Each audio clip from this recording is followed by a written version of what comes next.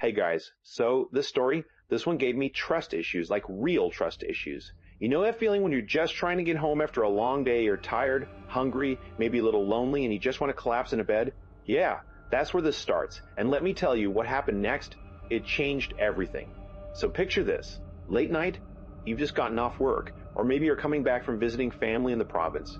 You're standing at the Jeepney terminal, and most of the Jeeps have already stopped running. It's that weird hour, you know? Not quite midnight, but late enough that the streets feel empty, hollow. You finally see one more Jeepney pull up. Lights flickering a bit, but hey, beggars can't be choosers, right? You climb in. Now here's the thing. At first, everything seems normal. The driver's wearing the usual faded polo, baseball cap pulled low. There's maybe 2 or 3 other passengers scattered in the back.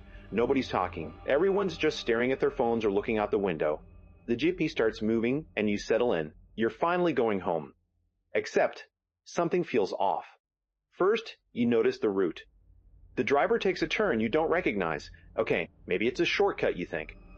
Traffic's unpredictable in Manila. Drivers know alternate routes. But then he takes another turn. And another. And now you're in streets you've never seen before. Dark streets. No streetlights. Just shadows and the occasional flicker of a sari-sari store that looks like it's been closed for years. You look at the other passengers. One of them, an older woman, is clutching a rosary. Her lips are moving, but there's no sound. Another guy, college-aged, is pressed against the side of the Jeepney, eyes wide, knuckles-aged, is pressed against the side of the Jeepney, eyes wide, knuckles wide as he grips the metal railing.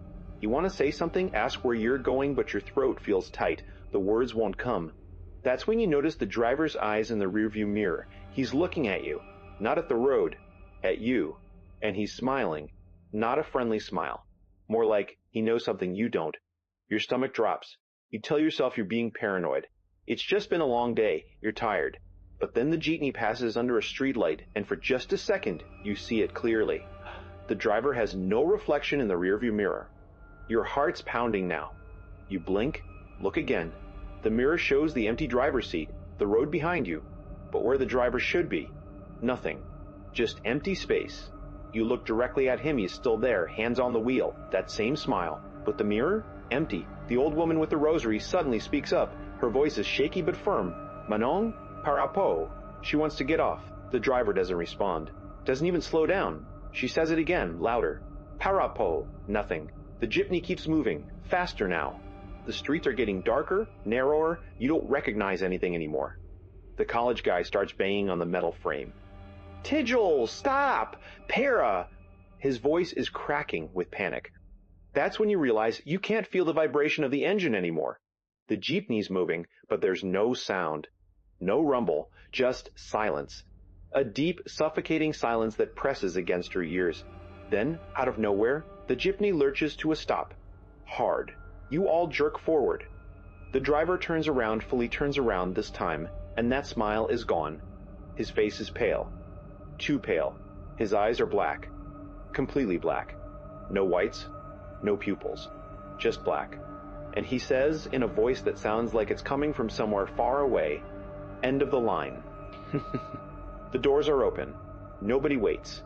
You all scramble out, stumbling onto the street. The moment your feet hit the pavement, you turn back to look at the Jeepney, and it's gone. Just gone. No sound of an engine driving away. No taillights disappearing into the distance. Just empty road. The 3 of you stand there, breathing hard, staring at each other. The old woman crosses herself. Molto, she whispers. Ghost. The college guy is shaking, pulling out his phone to call someone. And you're trying to figure out where you even are. You look around and realize you're back at the terminal. The exact same spot where you got on, like you never left. Later, when you tell people about it, some laugh it off. But one of your friends, a Jeepney driver himself, goes quiet. He says, "You saw the phantom Jeepney." Apparently, it's a story that's been going around for years. A Jeepney that picks up passengers late at night, takes them on routes that don't exist, driven by something that isn't human. Some say it's a driver who died in an accident, still making his route. Others say it's something older, something that feeds on fear. Your friend looks you dead in the eye and says, "You're lucky you got off." Not everyone does.